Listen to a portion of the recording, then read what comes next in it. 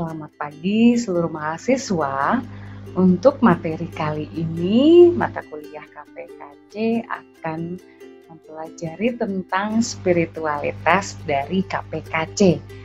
Saya akan share dulu materinya. Ya, spiritualitas KPKC. Oke. Ya.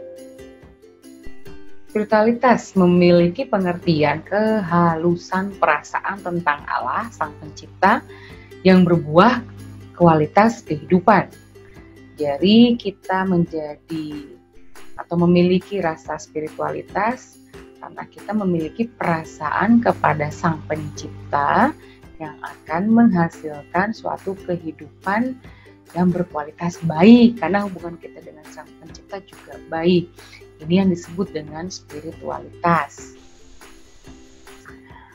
Secara garis besar, spiritualitas dari KPKC terdiri dari 5 bagian, atau bisa kita singkat dengan istilah power. Kita nanti akan saya akan menjelaskan tiap dari kata P, O, W, E, dan juga R. Saya akan menjelaskan dari huruf P dulu. P berarti mengacu kepada pray atau berdoa. Berdoa dilakukan apabila seseorang mau bertumbuh dan memiliki kerinduan dalam menjalani kehidupannya dengan baik, serta dengan cara berkomunikasi dengan Sang Pencipta atau Allah melalui doa. Jadi kita berdoa agar kita bertumbuh di dalam Dia dan juga memiliki kerinduan dalam menjalani kehidupan. Karena doa merupakan suatu komunikasi kita dengan Sang Pencipta. Ya, ini dari kata pray, power tadi P-nya pray, powernya P, huruf P sendiri adalah artinya berdoa. Kemudian yang kedua huruf O, obey atau taat. OB di sini memiliki arti dalam spiritualitas KPKC, taat dan melakukan semua perintah serta menjauhi larangannya yang telah ditetapkan di dalam firman Allah. Jadi kita harus taat dalam setiap anjurannya, dalam setiap perintahnya. Tapi kita harus menghindari, kita harus melarang setiap larangan-larangan yang tidak diperbolehkan untuk kita lakukan. Maka sifat atau sikap taat ini harus kita laksanakan dalam kehidupan sehari-hari.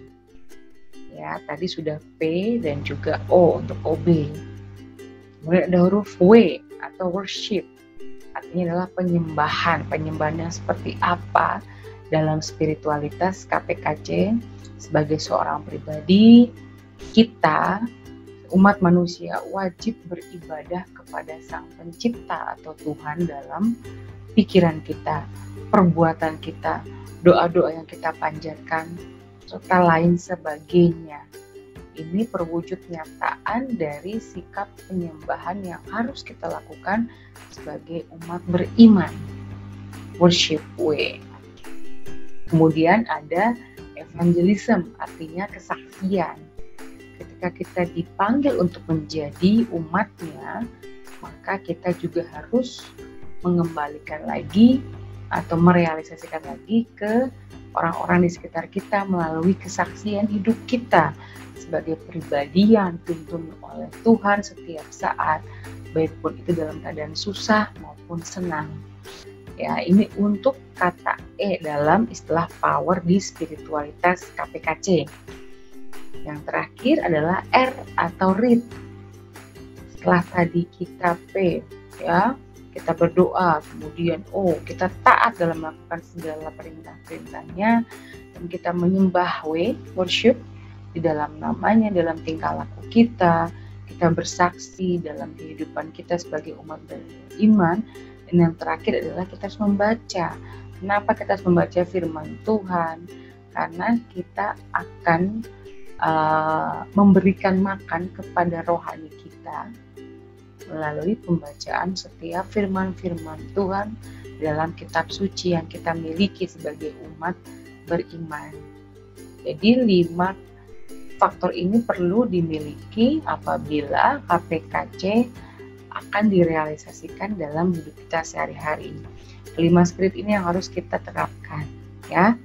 Jadi apa P-nya? Pray, O-nya saya ulangi obey, mode worship, evangelism, dan juga read, ya, power. Saya singkat jadi power saja. Terus persepsinya dan bidang pelayanan anak seperti apa dalam pewujud nyataan spiritualitas KPKC. Kita akan lihat satu-satu. Persepsinya menjadi 2, yaitu KPKC sebagai perspektif secara mind dan spirit, semangat dan juga secara berpikirnya. Dan persepsi yang kedua, KPKC sebagai ladang pelayanan. Maka yang banyak digunakan adalah akal budi kita dan juga roh. Kalau dalam Kristen dan Katolik ada Roh Kudus yang akan menuntun kita sebagai umat beriman. Nah, khusus untuk persepsi KPKC sebagai perspektif itu wajib dilakukan oleh semua anggota gereja tanpa terkecuali dan tarekat religius. Ya, kalau untuk yang KPKC sebagai pelayanan, maka diharuskan pada seseorang yang khusus hanya ditunjuk dalam karya KPKC dan yang memiliki kepedulian terhadap KPKC. Jadi tidak seluruh masyarakat yang menjadi suatu kewajiban dalam perspektif KPKC di dalam bidang pelayanan. Ya, ini alasannya. Kemudian pelayanannya seperti apa? Bidang pelayanan apa saja yang membawahi dari spiritualitas KPKC. Yang pertama, bidang pelayanan ini harus dijalankan oleh komisi KPKC. Sedangkan yang kedua dijalankan bersama LSM maupun lembaga-lembaga lain yang mendukung spiritualitas KPKC. Nah, dijalankan oleh komisi KPKC, dia memiliki isi yaitu pemahaman terhadap KPKC menurut kitab suci dan refleksi kitab sucinya dari perspektif KPKC, dari kacamata perspektif KPKC. Kemudian melalui apa? Dengan cara retret, rekoleksi, pelatihan dan sebagainya. Yang terakhir, pesertanya siapa saja agar komisi KPKC ini dapat berjalan. Yang pertama semua umat Katolik dan yang kedua para promotor, dalam hal ini adalah animator dan juga motivator. Ya. Terus untuk LSM dijalankan bersama LSM atau lembaga lain harus memiliki advokasi yang kuat secara hukum, kemudian pemberdayaan dari tenaga kerjanya itu sendiri dan plan hukumnya nanti seperti apa. Dan yang terakhir adalah karya karitatif. Ini dijalankan bersama dengan LSM atau lembaga lainnya. Yang kedua secara advokasi, di mana dibagi menjadi 3 bagian, ada kebijakan publik, ada penyelesaian kasus, dan juga transformasi klinik. Di mana kebijakan publik ini memiliki bentuk pendampingan dan pembelaan bagi korban ketidakadilan. Dan tujuannya untuk merubah atau menghapus kebijakan publik yang merugikan masyarakat. Nah, advokasi dalam bidang penyelesaian kasus, pengikut Kristus harus membantu mencari jalan keluar untuk membantu orang kecil, orang yang tidak punya apa-apa, sehingga mereka dapat merasakan keadilan dan juga perdamaian. Nah, kalau untuk advokasi transformasi konflik, seorang promotor KPKC harus menjadi mediator, tetapi juga harus membela pihak yang menjadi korban ketidakadilan. Ya, ini dari segi advokasi. Untuk justice-nya seperti apa? Pemberdayaan korban ketidakadilan dapat diwujudkan secara konkret melalui suatu pendidikan. Ya, untuk recovery-nya pasien, misalkan seperti itu. Kemudian yang kedua, pemberdayaan korban ketidakadilan dalam pendidikan promotor. itu pelatihan tingkat menengah dan maupun tingkat atas. Dapat dilakukan atau dikerjakan dan diikuti oleh masyarakat umum. Untuk pewujudan konkret dibagi menjadi dua, untuk korban ketidakadilan secara justice dan juga para promotor KPKC, dalam hal ini mediator, paralegal, advokat, plus ini untuk faktor justice. Dalam penyelesaian hukum, KPKC memberi pemberian pelayanan melalui konsultasi hukum kepada mereka yang membutuhkan bantuan. Yang kedua, pelayanan hukum yang dilakukan adalah output dari pelayanan ini mendirikan LBH yang membantu pelayanan hukum terhadap orang kecil dan tidak berdaya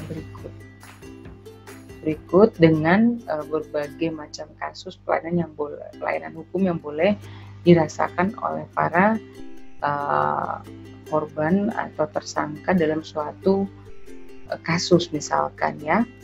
Lalu yang ketiga, dalam pelayanan hukum, gereja berupaya untuk mendukung dan mendampingi lembaga pelayanan hukum yang sudah ada dan terus berkembang. Ini dari aspek pelayanan hukum. Terima kasih, itu saja presentasi dari saya terkait dengan spiritualitas KPKC. Ya, silahkan langsung kembali ke Google Classroom dan silahkan mengerjakan soal-soal latihan. Terima kasih.